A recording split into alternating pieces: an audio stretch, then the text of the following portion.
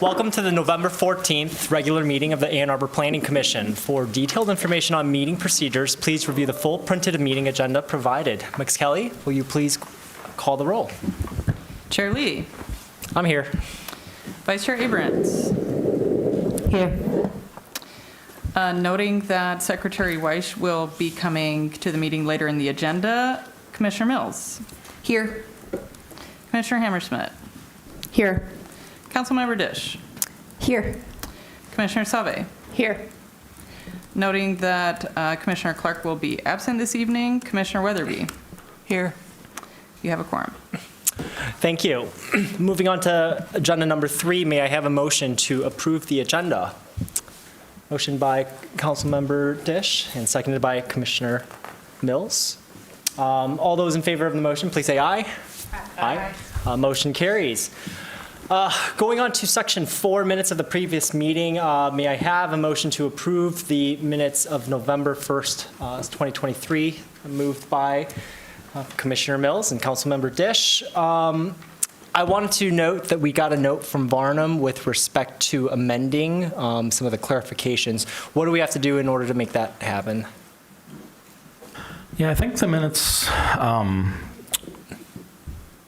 so we did, the communication indicated that Ms. Kelly had referenced that a property owner requested to be included. I think we did correct that on the record later in the meeting, so I don't feel like that needs to be addressed. That communication is shared just for your reference. Perfect. Thank you so much. All right. I will put it to a vote then. All those in favor of the motion, please say aye. Aye. Aye. Any opposed? Not seeing anyone. The motion carries. Next up are reports to the Planning Commission and written communications. We can start with Councilmember Dish. Thank you very much, Chair Lee. City Council was very busy with Planning Commission business last meeting, and several things passed first reading. The setback adjustments to the Lockwood PUD and the Briarwood PUD zoning both passed first reading. The elimination of downtown premiums also passed first reading, and the revision of TC1 setbacks also passed first reading. Thank you.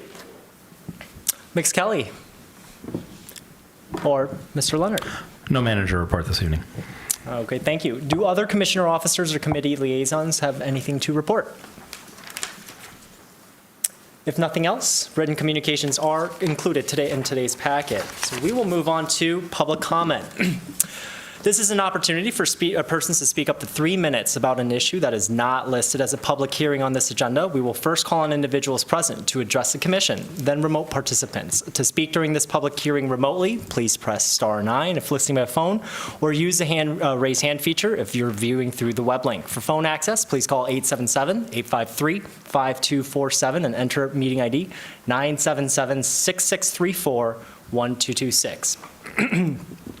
City staff will select callers who've raised their hand using the last 3 digits of their phone number or by name if available. You'll hear an automated announcement that the host is allowing you to speak, and when speaking, please move to a quiet area, mute any background noise so that we can hear you clearly. For either method of participation, please state your name and address at the beginning of the comments. Is there anyone present that would like to speak?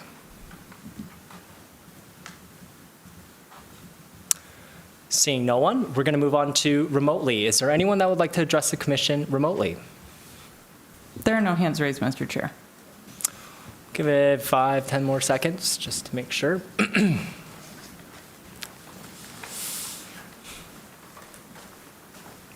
And welcome to everybody that's in the audience. All right, with that, I will close. Sorry, of course, right on the edge of time, one Great. hand was just raised. So that is phone number ending in 534. You have permission to address the Planning Commission for 3 minutes.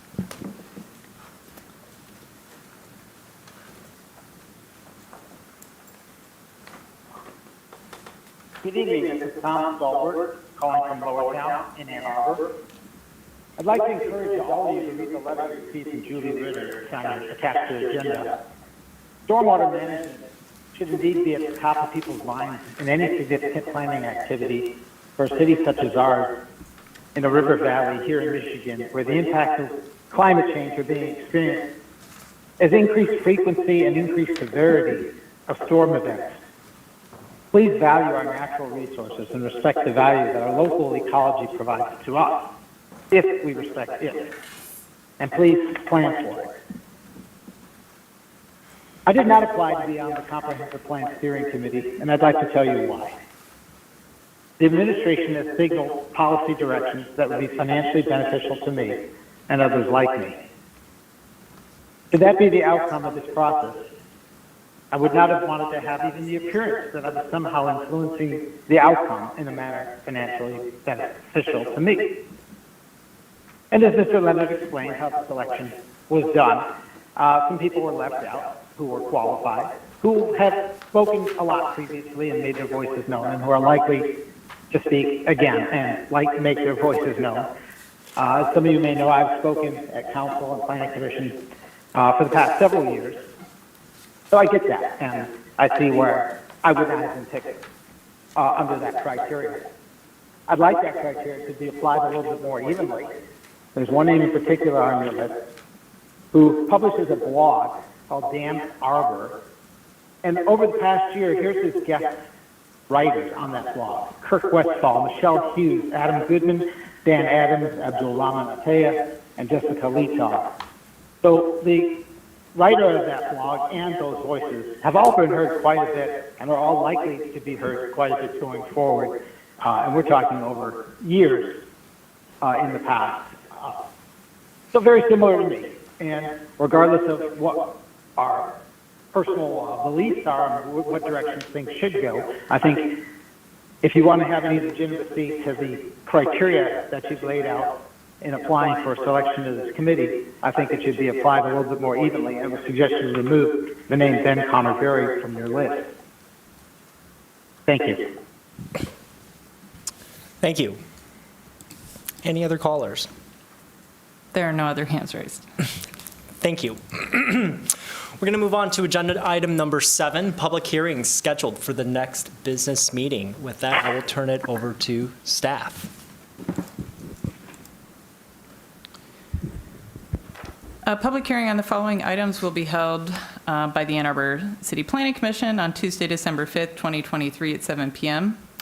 First, a public hearing on amendments to Chapter 55 of the Unified Development Code, Sections 5.28 and 5.29.6 related to transportation impact analyses, requirements, and review criteria, involving amendments to Sections 5.28.8, required plan information, Paragraph E, transportation impact analysis, and proposed to update references from the 2010 Institute of Transportation Engineers Transportation Impact Analysis for Site Development to the 2023 Institute for Transportation Engineers Multimodal Transportation Impact Analysis for Site Development, eliminate listed individual components of the analysis to avoid inconsistency and redundancy, and provide separate requirements for area plans.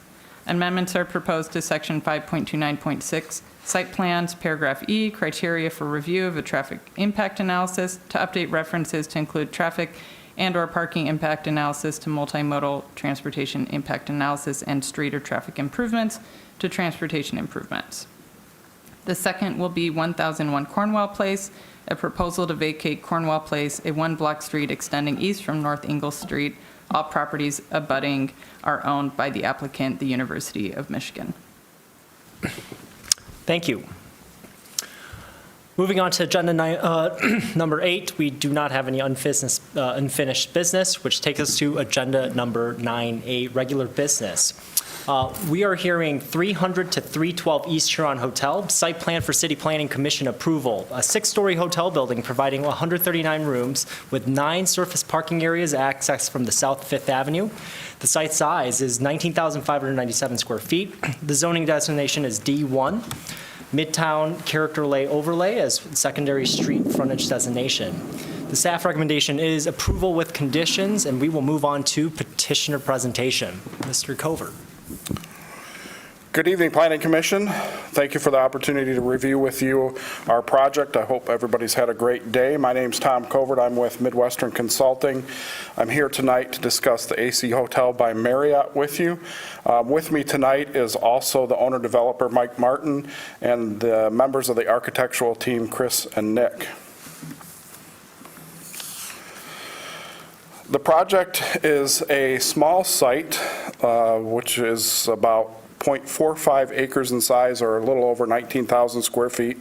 It's located at the southeast corner of Huron and South Fifth Ave, south of City Hall here. It's east of the City Center building. It's north of the Bank of Ann Arbor, and east, the AT&T building is to our east. Zooming into the site a little bit, you'll see our project area is a bit less than a quarter of the block bound by Huron, South Fifth, East Washington, and South Division. The site is currently a paved parking lot. The project will be adding to the census in the downtown area, or adding people to the equation for the vibrancy of this area.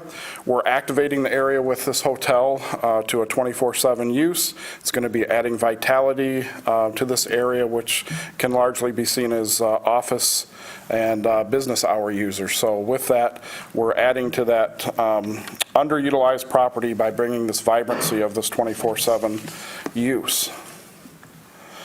As you can see on the zoning map here, we are currently zoned, the property is currently zoned D1 downtown core, surrounded by the same with some public lands that encompass the City Hall and Fire Station.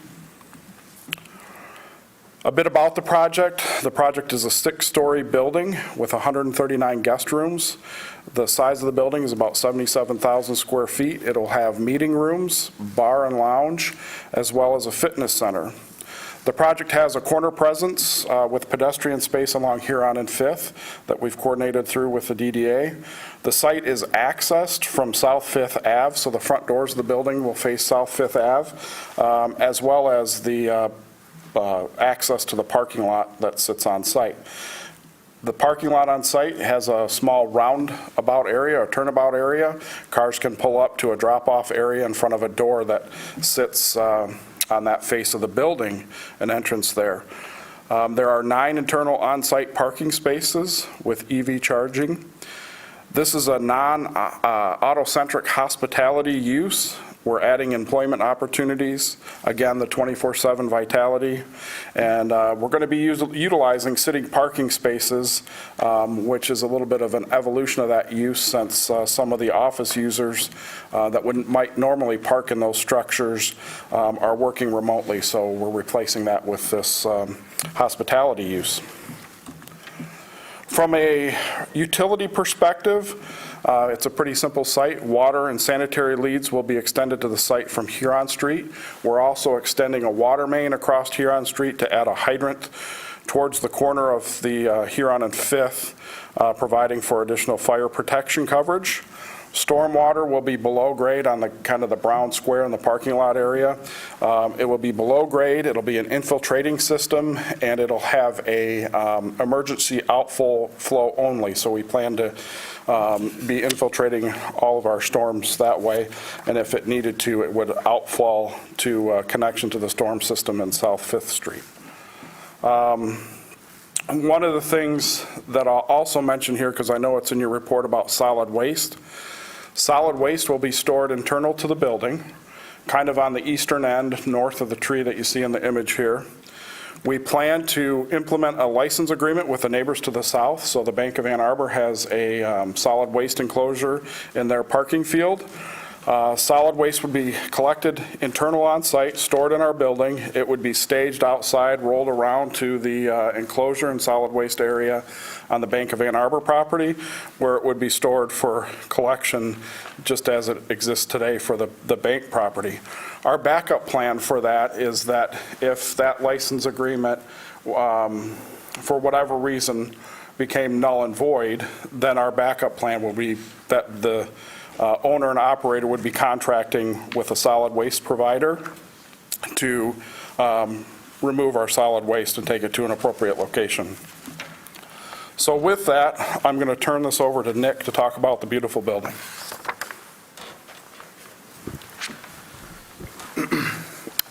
Good evening. Thank you for having us here today to talk about some of the design features of the proposed hotel building. I'm Nick Munoz with Myers & Associates. This is Chris Myers, our principal architect as well. Just looking at the view on the screen here, we're looking eastward on Huron. This is kind of the northwest corner of the building.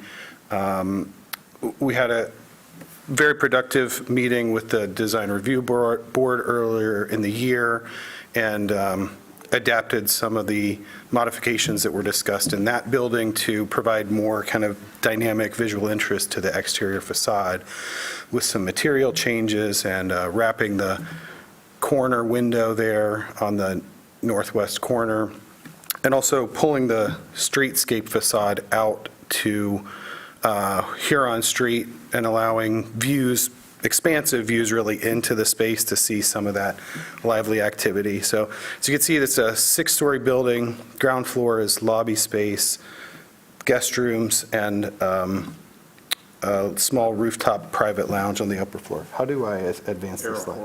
Arrow forward. Thank you. So looking into some of the streetscape and material details, the upper left view here is kind of the corner looking more downward on Huron, or the upper left view is also looking right towards the entry. So we wanted to kind of position that entry on the 5th Street side so that it has a good proximity to the parking area and the drop-off, while also maintaining a presence around the corner on Huron Street. In the upper right image, you can see some of that material detail I'm talking about with a accent color at the depth of the windows. So we felt like it was a very productive design discussion with that group, and we're very happy with the building, as is Marriott International after their reviews.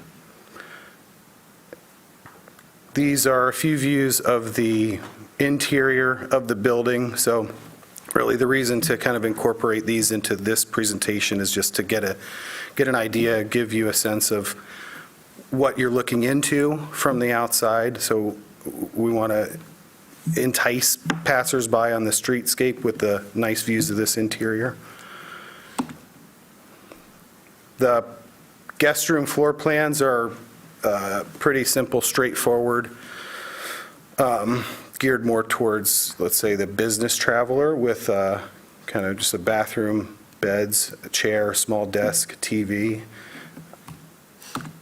and say a modern European style that's very efficient and beautiful at the same time. One of the things that we worked on with this building is trying to really enhance some of the sustainable features of the building in response to some of the strategies outlined in the city standards. So one thing we're doing is providing electric HVAC to the guest rooms, which is about 70% of the HVAC of the building. The energy efficiency we're addressing with Energy Star appliances, and there's also LED lighting throughout the building with a daylight control zone out at the perimeter to really maximize some of those large windows and reduce the impact of electric lighting. So we've got also a lighting central dim and control system that adjusts the light levels automatically throughout the day to go to a daytime, evening, nighttime setting, so that it doesn't waste use of light. Strategy 5 we have addressed with some construction waste and management plan. And then perhaps the biggest initiative here is the initiative to provide some renewable energy, which we're doing a solar PV array on the rooftop. And that's it. Yep, so thank you again for allowing us to present our project to you. Our goal here tonight is to receive approval of our site plan. Thank you. Thank you. That'll conclude the petitioner presentation. Staff, Mr. Chang? Yeah, I believe the petitioners did an excellent job of presenting tonight. There's not a whole lot more I could add other than, yes, the approval is subject to getting a license agreement approved with solid waste. That is ongoing as far as the back and forth to try to get this completed. And I did make mention in the staff report about a landscape modification, but after further consultation with the city forester, this is meeting the required minimum amount of street trees and with the interior parking lot landscaping. So anything with landscaping is being met at this time. Got it, thank you. We're going to move on to public hearing. This is an opportunity for persons to speak up to 3 minutes about the proposed site plan. We will first call on individuals present to address the commission and then remote participants. To speak during this public hearing remotely, please press *9 if listening by phone or use the raise hand feature if viewing through the web link. For phone access, please call 877-853-5247 and enter meeting ID 977-6634-1226. City staff will select callers that have raised their hand using the last 3 digits of the phone number or by name if available. You'll hear an automated announcement that the host is allowing you to speak, and when speaking, please speak clearly and mute any background noises. For either method of participation, please state your name and address at the beginning of your comments. Is there anyone present that would like to speak at this time? Please. Please come up to the podium, and please state your name and address. Thank you. Okay. Hi, I'm Eileen. Do I have to say like my full name and everything? Okay. Eileen and address. Okay. I'm Eileen. I'm from 909 East University Avenue here in Ann Arbor. And I was just wondering, you mentioned that you're providing 9 parking spaces and that the rest of like the 139 guests would rely on city parking. And I was kind of wondering if there was any further plan for that.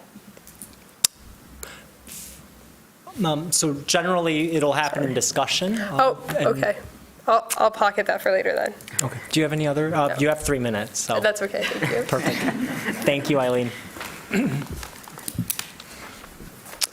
Do we have anybody else present that would like to speak to the commission? Seeing no one, I'm going to give it another 5 seconds.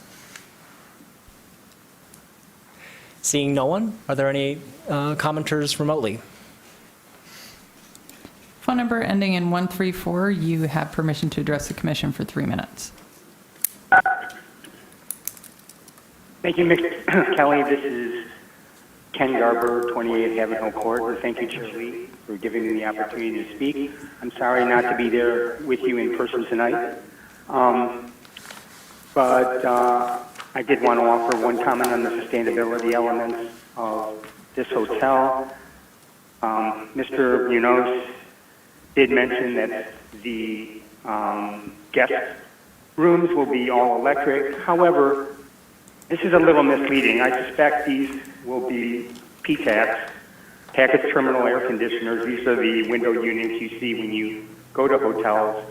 And yeah, they're electric, but they're extremely inefficient. This is really not a climate-friendly solution for a hotel. And this is not an all-electric hotel. I mean, the public spaces will be heated with gas. In contradiction, violation of our 820 plan.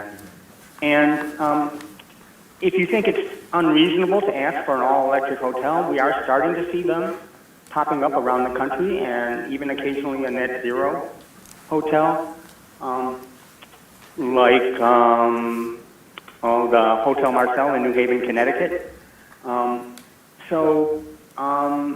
Yeah, I mean, it's frustrating. Right across from City Hall, you've got a cookie-cutter hotel heated with gas. The guest rooms probably with PTAC. What they really need is a VRF system, variable refrigerant flow. Much more efficient, heat pump, all electric. The rooms can adjust their own temperatures. This is something that's become standard in buildings of this size.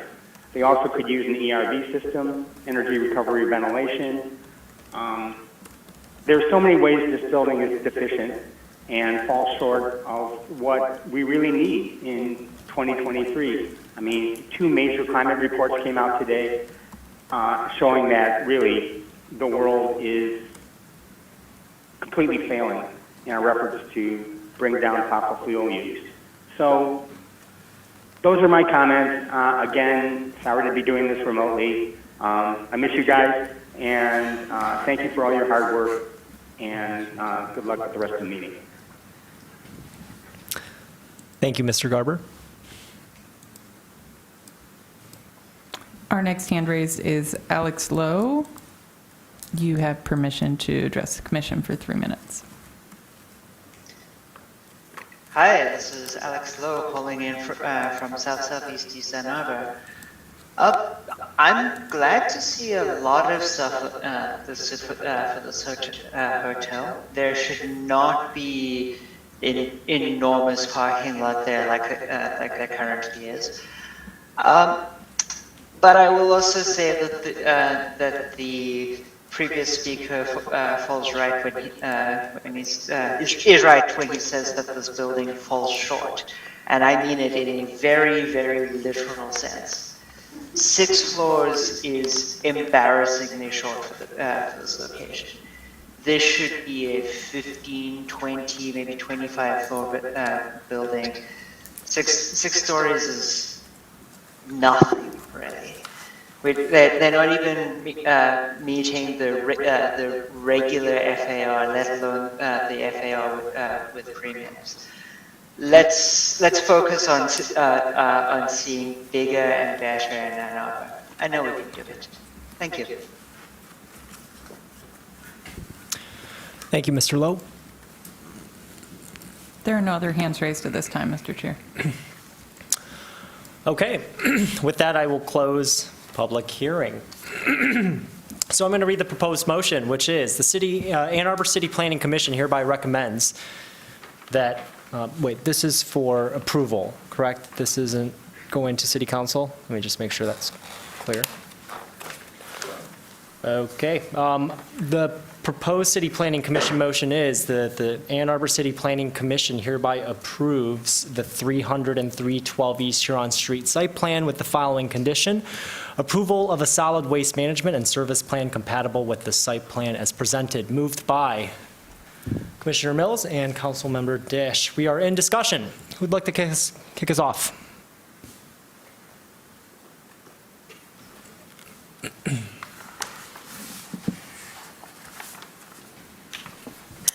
Councilmember Dish. I have an uninteresting question, which is just, could you say a little bit more about your construction and demolition plan? Told you. It's really funny because our construction guy was like, do I need to come tonight? I said, no, you'll be fine. So he's not here. If you want to, we're using O'Neill Construction, local general contractor that's been here for 60 plus years and knows the city very well. What specifically about the construction demolition? It's a vacant lot right now, so we're going to hopefully get started sometime next spring and then look to be open by the fall of 25. So is it that you're pulling up asphalt from it? Correct. Yeah, Yeah. okay. And yeah, there's a good secondary market for that. And O'Neill is who you're using? They are, yeah. We have a recycling and kind of construction waste management plan, but certainly happy to pass along your comments about the asphalt. No, I'm just trying to figure out, because I'm really we're interested in encouraging that, and I was delighted that you had a plan for that. Yeah. And we're trying to figure out how people are doing it. But you don't have much. I thought, oh, it's great they have that, but they're not really taking anything down. So there's not much of value there. I don't think so. Although it is important to deal responsibly with asphalt. So if there's anything your construction guy wants to pass along to me as more details, I'd love to share it with the solid waste people. Okay. But other than that, thank you. Okay. Next time I'll tell them to come, sorry. And I will really quickly just follow up on the commenter. Thank you for speaking, by the way, and I will follow up with the question. Can we hear a little bit about the parking plans, 139 guest rooms? Do you have a license agreement with the city parking structure, et cetera?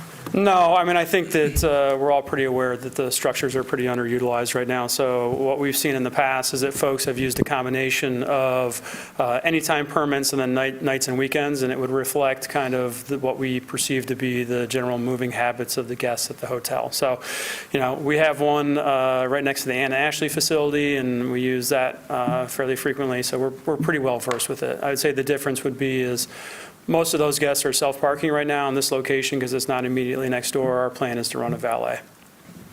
Perfect. Yep. Thank you. Commissioner Weatherby.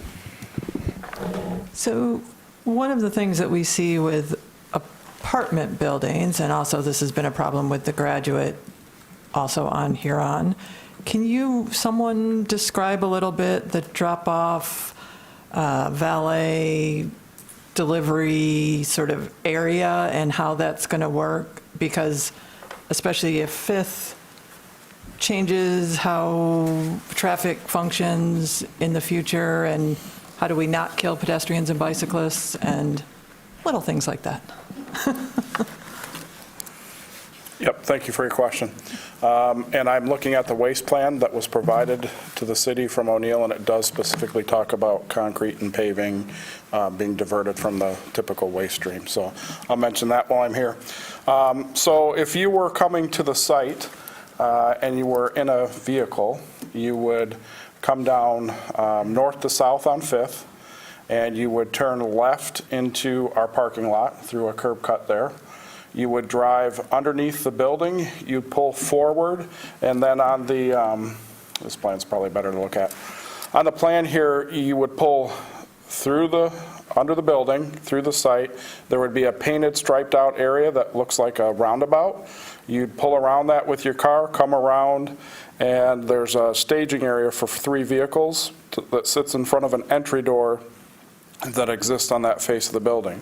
So you'd engage with the valet, and they would take your car, and they could either pull it onto the site into one of the spaces that are there, or what's likely going to happen is they're going to leave and go park in a public parking structure, and then come back. And then if you were in your room and you needed your car, you'd call ahead, and they would retrieve your car, and they could stage it in one of the parking spaces that exists on the site there. If you were coming as a pedestrian, the 2 main entries are off of 5th Avenue, and obviously in the parking lot area, and then our bike parking is located kind of in that courtyard area, if you will, where the turnabout is. So there's bike lockers located there, and then the bike hoops are located along Huron and 5th Street. Okay, and what about like Uber and Lyft and deliveries? Yep, they could use the drop-off point as well. So they could go through? Yep. Okay. All right, thank you. I just wanted to add one other thing. I'm Chris Myers, one of the architects.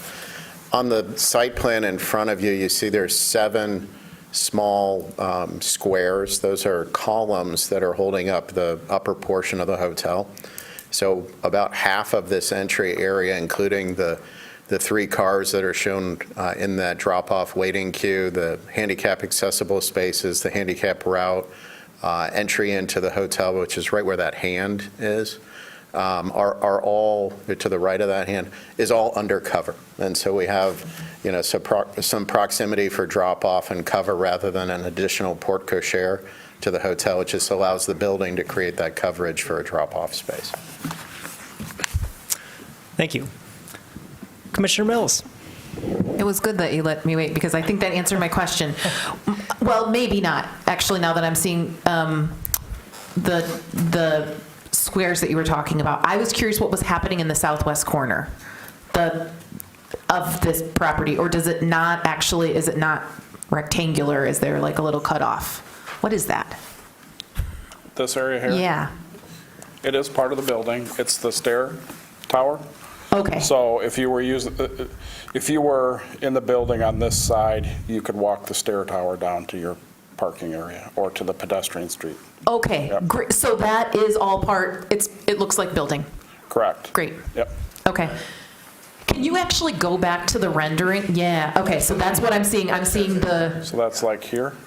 The bookend of Here. the building is that stair. That's the drive-in. got it. And that's the door at the front. Yeah, okay. And that helped, that answered a lot. Thank you.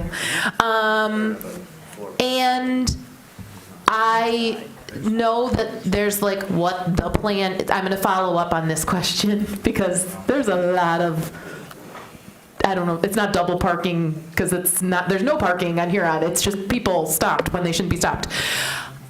am super excited about there being life on that corner and things to look at. And I think that this will be a great addition, especially since the building next to it has no windows. And so it will give life to that block. Are there entrances, are there doors here where people might be tempted to stop particularly on the Huron Street side? So there is a door on Huron Street, but it's recessed in this kind of area here, and it's only service. So the other stair tower sits there. Okay. So it's a door without a window. It's, not inviting. Right, people aren't gonna, and presumably it's gonna be maybe locked from the outside or key access? Yeah, that door at the east end is an exit from the stair that's at that end of the building. And Okay. then just immediately west of that is the fitness room. Immediately west of that is the meeting room. So where the plan steps inward is where the true public part of the hotel sits. So you are kind of looking into the meeting room and the fitness room, but we really want to get people coming into the bar around to that main entry vestibule. Perfect. I'm thinking that people would be more tempted to do the double parking on Huron than they would on Fifth, just because if you've already turned to go. So that gives me actually a whole lot more comfort that we're not going to repeat things of the past. And I like this. I like that it's tucked in, and that you have not provided more parking than you have. One of my initial questions was thinking about connecting to the parking lot to the south of there. Was that under discussion at all? Yeah, it's not at this time. I just think it's dissimilar uses and could be confusing for guests coming in, and it was just easier for us to kind of keep it separated. Great. So, and the only other thing I will add is that we had initial conversations about potentially a drop-off on Fifth Avenue. Obviously, with it being a one-way street, some of the kind of autometrics and other traffic study issues didn't allow us to do something like that. Our concern is the same. We live here, right? Having the people that are jutted out into Huron that you have to drive around all the time is not a great solution. And so I think one of the things that's not on the topic here, but as potentially that street goes to two-way, you might see us back here with a revision to our site plan asking to potentially put a curb cut in if it becomes an issue, just from a public safety and everything else perspective. But right now, we know that's not an option with it being a two-way street. With a one-way street. If it goes a two-way, we might come back and revisit that if it becomes an issue. Again, we've designed it for it to hopefully not to be, but we just know, again, what happens on Huron is not we live in a city, and people have, behaviors like that. And so just trying to potentially alleviate that at some point in time if we need to, but hopefully that won't be an issue. Great. I was also thinking about cooperation with the neighbors, which is my final thing that I was going to bring up, the solid waste condition that we have to get that sorted. I like the collaborative approach. Is it driven because of requirements of our solid waste, like turnaround stuff? Is that Correct. That's what's driving it? That and the fact that this site doesn't have a public alley off of it. So, again, I think there's a larger conversation needs to be had about kind of waste removal in some of these smaller sites that are in the central part of town. So we looked at an exhaustive array of potential options, and again, we think that this is the one that will, because we're incentivized too. We want to have a functioning waste removal system, and we don't want our front door to have a bunch of trash on it. So, right. we think it works, for the time being, and is a good solution. Great, thank you. Commissioner White. Hi, thanks. I listened to your presentation as I was making my way here. Sorry to be a little bit late. Is there a render where you show your bike parking at all, or where the bike is on the site plan? And I wonder why you chose the loop as the bike attachment as opposed to a loop and post, which would be a better bike facility, because you could allow for more bikes to use a single device.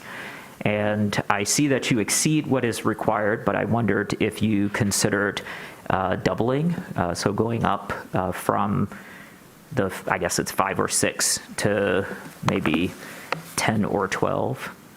So that was like 3 or 4 questions. Yep, so thank you for the questions about bike parking. We were working with the DDA to add bike parking to the area here. So there's the loop there, to the area up here. And then, so that kind of covers that service door back here, kind of covers the entry here in the front. And then we have our bike lockers that sit here, the 6 bike locker spaces that kind of cover this area and would be available for everybody there. So we felt like. Yeah, so I understand the bike lockers, and thanks for those. It's just is this a DDA requirement that you cannot put more in on the site? So we're balancing, I can't answer, we didn't specifically say, could we put a bunch more bike loops there? But we did talk about how that interacted with the planters. Okay. And the spacing of that, the lights and the trees, and these were the areas that seemed to fit that the best for what the requirements they were Sure, looking and if for. there is a possibility to add more bike infrastructure, that'd be something that I would request. Wanted to pick up from the caller, Alex Lowe, who asked about the height of the building, 6 stories. Why not 12? Why not 20? Why not 25? You're in D1, you're only limited by height at this point. Yeah, so when we started this project, it was before kind of any of the conversation that's going on right now with respect to allowing FAR increases. And so this site is maximized to the area that was by right before premiums and allowed for us to do the programming we looked to try and accomplish with this hotel. It's 139 keys. Building a 300-room hotel in Ann Arbor, just from a market perspective, doesn't make sense. And so it simply was that this is the project we wanted to bring to this site, and it fit within the footprint of what was allowable to us before getting into things like premiums, which would have added certainly a lot of costs, and it would have been for space that we don't need. We're able to accomplish what we want here. So that would be the answer. I was confused. You said that the market doesn't have space for a 300-key hotel? No, in one particular building, we would have, that would be a very tough thing to have in Ann Arbor and be successful, in our opinion. One singular building of 300 keys. Again, I mean, I think you've seen things have been talked about in the news where they're adjacent to conference centers and everything else, but a standalone facility of 300 keys is something you'd see in a much larger urban metro than Ann Arbor. Okay, well, that's interesting, because we're hearing information that we're 1,200 new rooms short in Ann Arbor, and so then trying to sort of balance those things. I understand that you're saying it didn't work for you, but I did want to ask the question from the caller, why not build something bigger, because you have sort of this premium space in downtown. Yeah, totally get it. I mean, already zoned to go as high as possible, but then we're getting a dwarf building here. And again, I mean, when you say as high as possible, I mean, that would have entered into using premiums and other things that, again, just didn't match with our programming. So I think that was, for us, the constraint. We are maxing out the available FAR and a by right as the zoning is currently written. Okay, thanks. Thank you. Commissioner Hammerschmidt. I had that same question, so thank you. I was thinking, too, that this was before the premiums discussion, and I was going to ask if once premiums are eliminated, if you would entertain going higher, but I think your answer makes sense. Also, I think we've approved a couple other hotels recently, and then there's another one coming, and I was wondering if we were going to oversaturate, so I think I'm comfortable with this. I have a fun question and then maybe a harder question. The bar and lounge, I assume, will be open to the public? Yes. Love a good hotel bar. Yep. Will the meeting room be available to the public to reserve? Yeah, the ground floor meeting room will be. Okay, awesome. Okay. We've heard about sustainability. Appreciate the all-electric 70%. Can you talk a little bit about the 30% that is relying on gas and what exactly that is, and if there is a way to avoid Yeah, I mean, so when we started the project, we had an initial conversation with DTE about an all-electric, and this was hypothetical. Again, we hadn't necessarily looked at what the impacts were to our pro forma and costs and everything else. But we just said, hypothetically speaking, is it possible to do it here? And the message we got at the time, and I'll tell you, we started this project back in 2018. We checked in on the conversation with DTE, I think, post-COVID. We were told that there was not necessarily potentially the power in the circuit, and that they were looking at doing improvements, but who knows when that was going to be available. And so, we made the decision just because, we think it's the right way. We know the city's trying to promote that. I would say the hotel that we did down here on street 10 years ago is almost 100% gas. Right, every room, every public space, everything else. And so what we did is we designed the building to the best of our ability to match up the city's interests with what was commercially viable. And so the 70% in the rooms, those are quality units. I mean, these guys can probably talk to them, but we spec the best Friedrich because they have to have low ambient controls and everything else. We were worried about it freezing. Mm-hmm. Again, if you want to get in that level of detail, we went down that rabbit hole, and we have good high quality units. They're not the nothing against the side of the road freeway thing with the thing through, but that's not what we're putting in. It's better than that. The remainder of the property, it's really the public spaces that become challenging from an electric solution. It's easier to do, obviously the rooms are smaller space to condition, right? So we're talking about the bar area, the meeting spaces, the public corridors. But again, a large part of the square footage and the actual use will be electric. And so that's kind of how we got there. And again, we think it's a great move forward from where what we did 10 years ago. I think we're also, proud of the fact that I think we're going to be the first hotel with a, PV installation on the roof.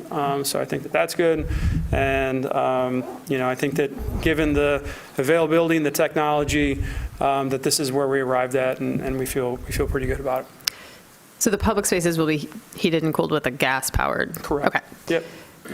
I think I said this a month ago, and I guess I'll say it again. This is not directed at you. It's really frustrating that we keep hearing from developers that, we talked to DTE about it, and they were concerned, and there might not be enough power. It sounded like you would have been open to exploring that, and were dissuaded by, the state of our grid, and that's just unfortunate. And that's all I'll say. Thank you. Thank you. Councilmember Dish.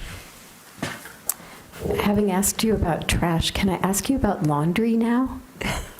Sure. The recent discussion of, it feels like I'm very steeped in the domestic, but the recent discussion of the electricity reminded me that I think some concern had been raised about the ability to do the volume of laundry. For hot water? Yeah, exactly. And I just wondered if that is another thing that's entering into the 30% that can't be done. Yeah, and again, the calculation we did at the time with our engineering team was that the amount of power that would be needed to run those systems versus burning natural gas on site, again, sourcing the power from a grid that is burning coal and natural gas, that the impacts and the energy usage would be higher than burning natural gas on site. So that's where we ended up on that. I just wanted to give you a little more reassurance. We've worked on about 15 AC hotels and a number of Marriott product as well. Marriott has a very, very high interest in promoting sustainability and through standards, and us as a firm and our engineers as well also equally support it. It was mentioned on the call that these are inefficient PTAC units. They are not. It's much more energy efficient, very high percentage ratio of energy quality in the guest rooms, and they are 100% electric. What happens in hotels like this is there's a hot water management system that actually uses what's called an electric maintainer. So for example, the hotel is not at full occupancy. It doesn't have a massive surge of everyone taking a shower at the same time. It runs off of a moderator, which is an electric unit that maintains temperature in a tank system within the building. At the moments that you have 139 showers running at the same time, they're trying to wash sheets and cook something in the kitchen, what kicks in is the gas system to boost the mechanical components. So the 30% is maybe a little misleading because that's at peak usage, which is at limited times in operations. So this is a very, very efficient building. Nick had also mentioned you can have the most efficient electrical system, but you can have a very inefficient building envelope.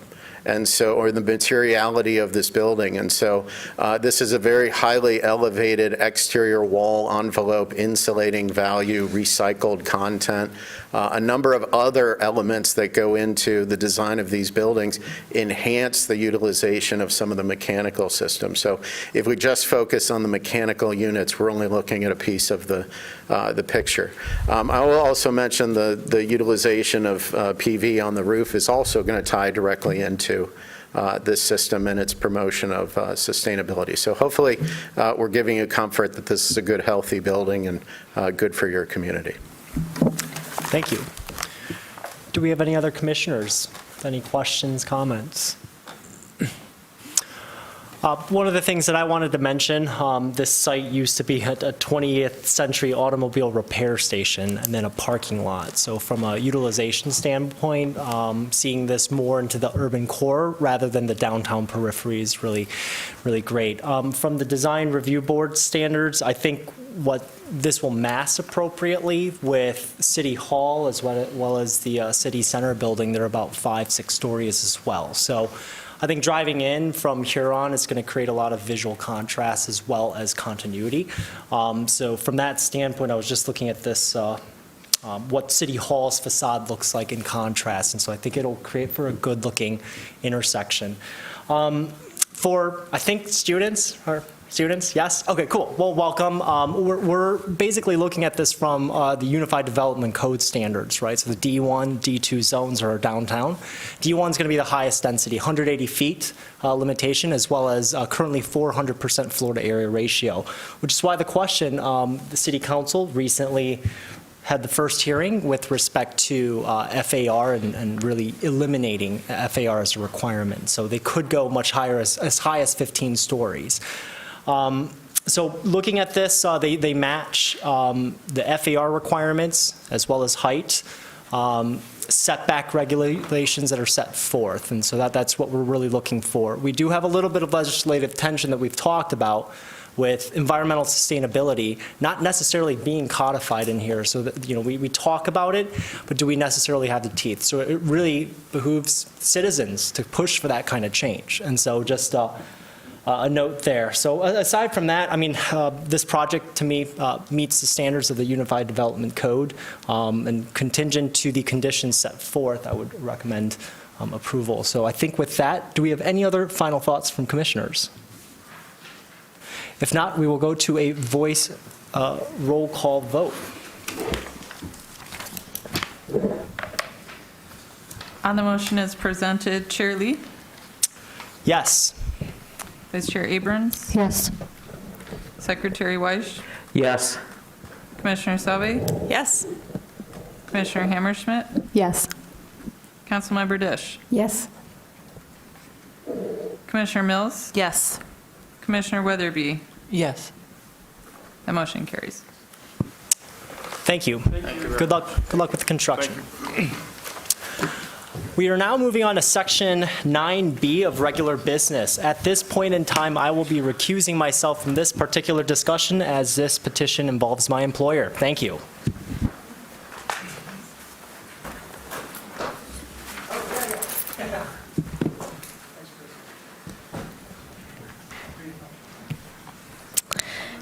Hi. So this petition is for 2845 State Street, a right-of-way release vacation. It's a request to release or vacate 3 areas of right-of-way rights fronting 2845 South State Street, including a 50-foot by 229-foot area and a 50-foot by 51-foot area along South State Street, and a 27-foot by 310-foot area along Eisenhower Parkway. The staff recommendation is to postpone to January 16th, 2024. I believe there is no petitioner presentation. That's correct. Thank you for the introduction. The reason for the postponement is the city staff has been working with the petitioner to identify some additional information that's requiring some additional time to validate that. We were obviously hoping to get that information put together prior to considering on this agenda, but are now recommending the postponement to January 16th, 2024. I would note that that is speculative. You have not yet adopted your 2024 calendar, but with any luck, we'll hit the target. Thank you, Mr. Leonard. Because this was noticed, we will still hold a public hearing for this item. So that's why it remains on our agenda. This is an opportunity for persons to speak for up to 3 minutes about the proposed petition for right-of-way release vacation. Sorry. We'll first call on individuals present to address the commission, then remote participants. To speak during the public hearing remotely, press star 9 if listening by phone, or use the raise hand feature if viewing through the web link. For phone access, call 877-853-5247 and enter meeting ID 977-6634-1226. City staff will select callers that have raised their hand using the last 3 digits of your phone number or by name if available. You'll hear an automated announcement that the host is allowing you to speak. When speaking, please move to a quiet area and mute television or background sounds. For either method of participation, please state your name and address at the beginning of your comments. Is there anyone present that would like to speak at this time? Seeing no one, is there anybody that would like to address the commission remotely? There are no hands raised. All right, we will close the public hearing, and I'll read the proposed motion. No, I won't read the proposed motion. I will ask if anybody wants to move to postpone to a date certain of January, date semi-certain, because we haven't adopted our calendar, but it would be the second meeting of January. Postpone to a date certain. If for some reason that doesn't happen, we would re-notice it. There's semi-certain's not a thing. Postpone to a date certain of January 16th, 2024, moved by Commissioner Hammerschmidt, seconded by Commissioner Mills. Can we do a voice vote on this? Yes. All in favor, please say aye. Aye. All opposed? The motion carries. We'll pause for a minute and allow Commissioner Lee to rejoin us.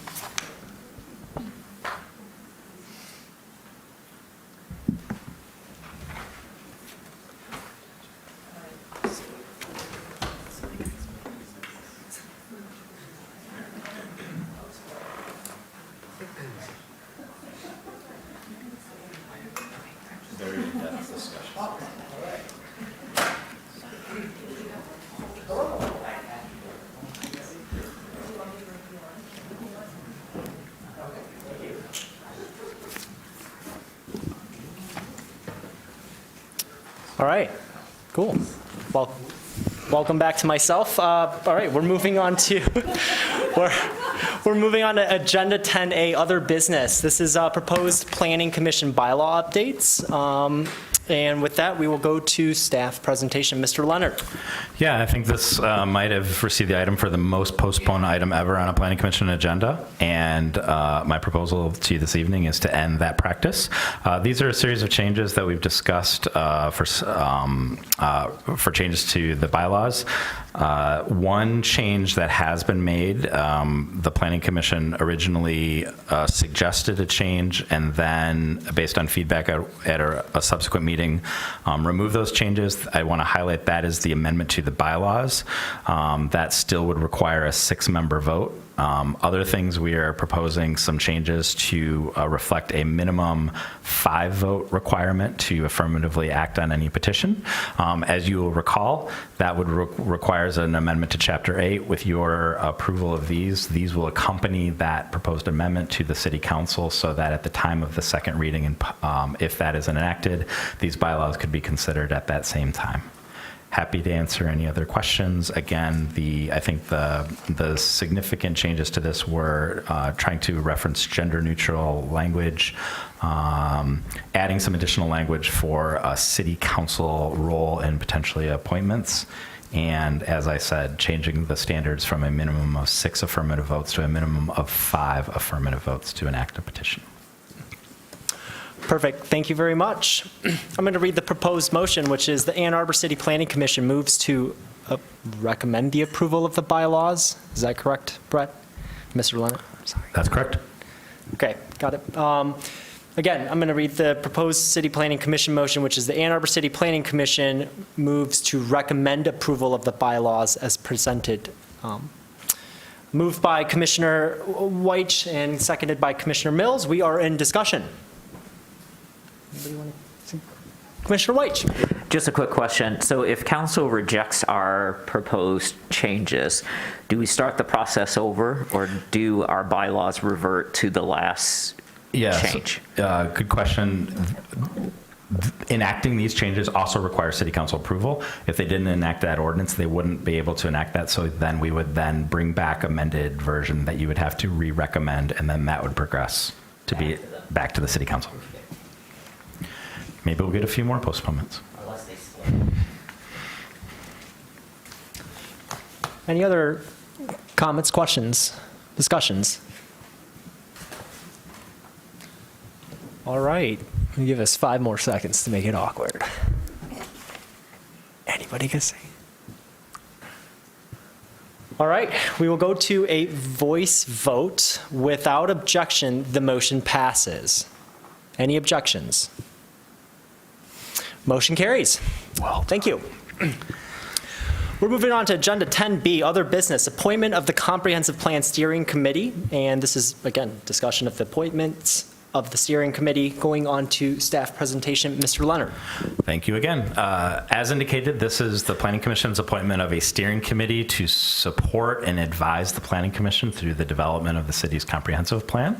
As a reminder, to set that stage, you are the author of the comprehensive plan. You approve it, you deliver it to the city council, then the city council either approves or rejects that plan. The steering committee is envisioned as part of our work plan to provide an advisory group to you as the Planning Commission, to staff, to the consultant team in the carrying out this process. The intention is for this group to meet on an intermittent basis over the course of the comprehensive plan to advise the process, to provide feedback, things such as are we hearing and processing feedback we're hearing through our community engagement in the community? Are we prioritizing responses in an appropriate way? Is the document itself, once we get to that end, accessible and clearly communicates the things that we're trying to communicate? Provides an additional set of voices to you and ultimately staff, the team, and the city council to make sure that we are incorporating wide voices and being as successful as we can in creating and ultimately adopting that plan. These names are presented to you through largely a process of applications. We opened up an online application on September 18th.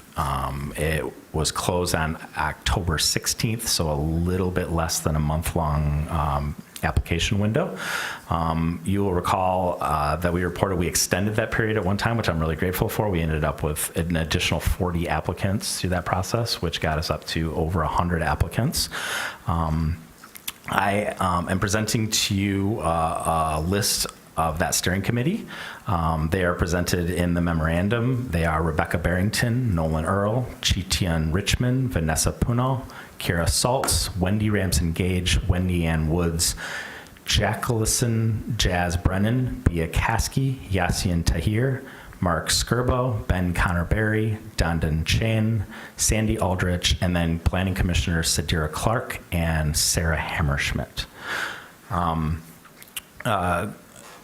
The way that I present these names to you is I did a review of these applications. You heard a public commenter, and I've received some emails expressing similar feedback on this process. I'm really grateful that generally it seems like this list has been really well received. I started that review process, started looking at individuals, spent quite a lot of time then looking at the entirety of the applicant pool and trying to specifically identify demographic characteristics that were either not identified in any initial sort or initial identification. I also shared with you and available to the public is a comparison of the demographics of these appointed members compared to the city at large, compared to a survey that our public services has actually done of other feedback and surveys that they've received from self-reported data, just to give you a sense of how the steering committee does or doesn't line up with our community. For the members of the public, to be clear, I think it does represent a wide perspectives in our community. It includes, while it includes largely city residents, it also includes 3 members who are not city residents.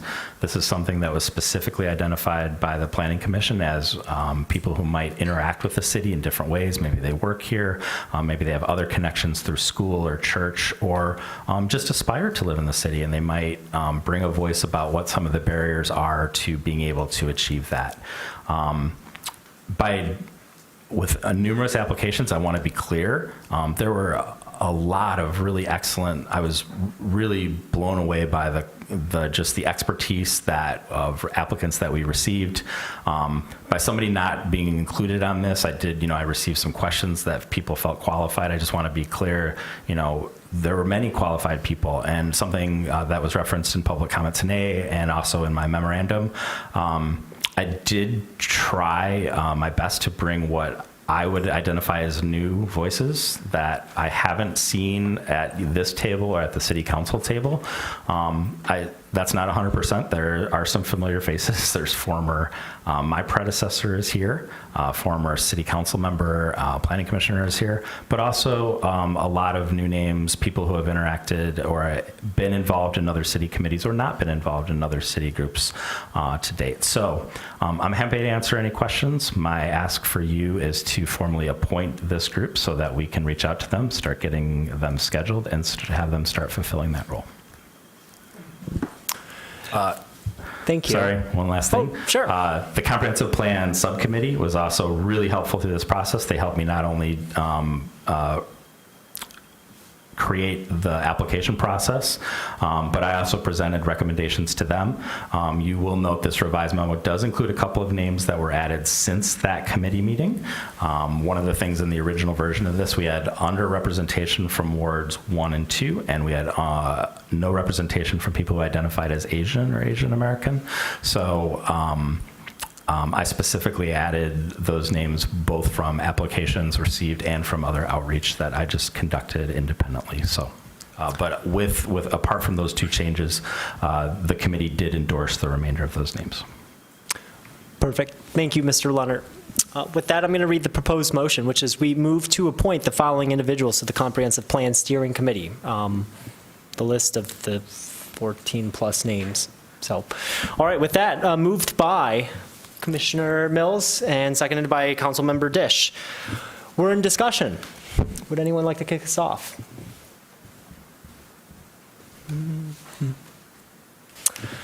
Commissioner Abrams. Just a clarification question. The comprehensive plan subcommittee still exists. And Yep. Are Commissioner Hammerschmidt and Clark on both of those? Yes. The steering committee and the subcommittee? Yes. And okay, that's cool with you? Okay, who else is on can you remind me who else is on the subcommittee? Commissioner Sauvé, Dish, And Weich, Okay, and Lee. so everybody but me. And Commissioner Mills and Commissioner Weatherby. You 3 are left out. Wait, so the subcommittee is Hammerschmidt, Clark, Weish, Sauvé, Dish, and Lee? That's correct. 6 of the 9. Okay. We can add more if you'd like more meetings. I feel left out. Okay, that was all. Thank you.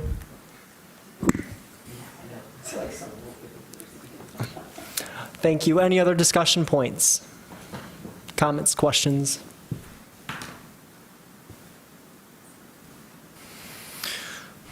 All right, with that, then I will move it to a voice vote. Without objection, this motion passes. Any objections? Seeing none, the motion carries. Thank you. All right, we're moving on to agenda item 10C. This is a closed session request I'm going to move this to staff. Yes, thank you. This is a request for the Planning Commission to vote to go into closed session to receive attorney-client privilege communication. The basis for that is a educational session with the city attorney on Planning Commission procedures. Okay. The proposed motion is I move to go into closed session under the Michigan Open Meetings Act for the purpose of discussing attorney-client privilege communication set forth in MCLA 15.268, subsection H. Moved by Councilmember Dish and then seconded by Commissioner Mills. Discussion. Yeah, Mr. Leonard. I just do want to add that we will, as per procedure, we will come back to the regular meeting after closed session, but for both the commission and members of the public, I don't anticipate any action after that, but we will progress to the last public comment. Got it. Thank you very much. Any other discussion points? If not, we'll do a voice vote. Without objection, this motion passes. Any objections? Seeing none? I'm not positive, but I would prefer a roll call vote for closed session just for documentation. My apologies. Thank you for the clarification. We'll go to voice Kelly, vote. if you could. Thank you. Commissioner Hammerschmidt. Yes. Commissioner Weiss. Yes. Commissioner Abrams. Yes. Commissioner Lee. Yes. Commissioner Mills. Yes. Councilmember Dish. Yes. Commissioner Sauvé. Yes. Commissioner Weatherby. Yes. Thank you. That passes. All right, commissioners, we'll be heading up to a conference room on the 3rd floor. We will escort you so you can be trusted through our secure elevators. Thank you so much for coming, guys.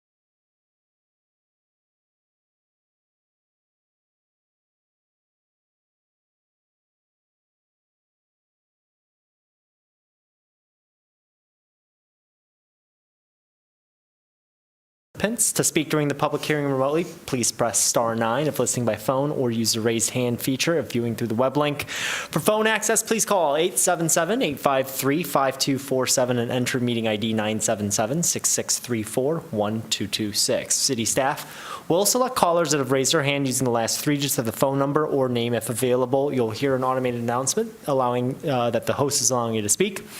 When speaking, please move to the quiet area so that we can hear you clearly. For either method of participation, please state your name and address at the beginning of your comments. Is there anyone present that would like to speak? Seeing no one, is there anyone that would like to address the commission remotely? There are no hands raised, Mr. Chair. Thank you. Might just give it 2 seconds.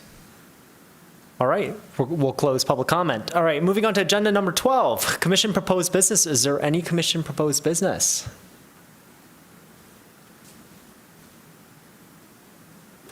Great.